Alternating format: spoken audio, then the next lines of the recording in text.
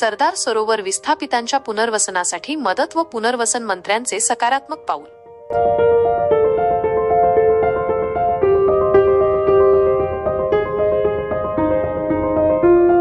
नंदुरबार जिल्ह्यातील सरदार सरोवर विस्थापितांच्या पुनर्वसन प्रक्रियेला गती मिळणार आहे।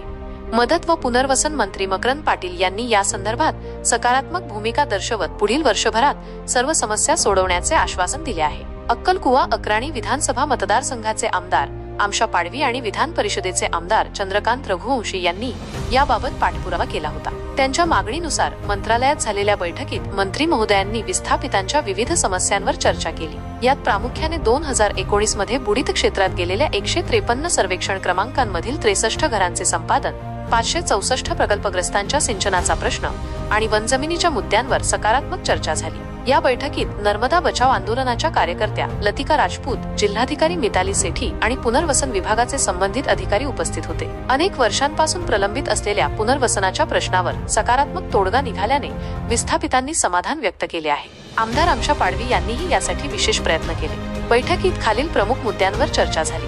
2019 मध्ये बुडीत गेलेल्या क्षेत्रातील घरे आणि जमिनीचे संपादन करून पुनर्वसन लाभ देणे, 2019 मध्ये वैद्यकीय तपासणी झालेल्या घोषित अघोषित 64 कुटुंबांना पुनर्वसनाचा अधिकार देणे, गुजरातमध्ये पुनर्वसन झालेल्या विस्थापित कुटुंबांच्या समस्यांचे निराकरण करणे, वैयक्तिक आणि सामूहिक वन अधिकार प्रक्रिया पूर्ण करणे, बुडीत क्षेत्राबाहेरील गावांमध्ये मूलभूत सुविधा विकास योजना तयार करणे, सिंचनाच्या समस्या सोडवणे आणि जमीन खरेदी प्रक्रिया व घर प्लॉट वितरणाला गती देणे, सीमांकन, सपाटीकरण आणि मूळ शेतकऱ्यांच्या नावावरील वीज कनेक्शन प्रकल्पग्रस्तांच्या नावावर करणे, संज्ञान प्रकल्पग्रस्तांना जमीन देणे, सावऱ्या दिगर पुलाचा प्रश्न तातडीने सोडवणे, नर्मदा काठच्या आणि पुनर्वसन वसाहतीतील आरोग्य सुविधा आणि पिण्याच्या पाण्याची व्यवस्था करणे, रिक्त पदे तातडीने भरणे।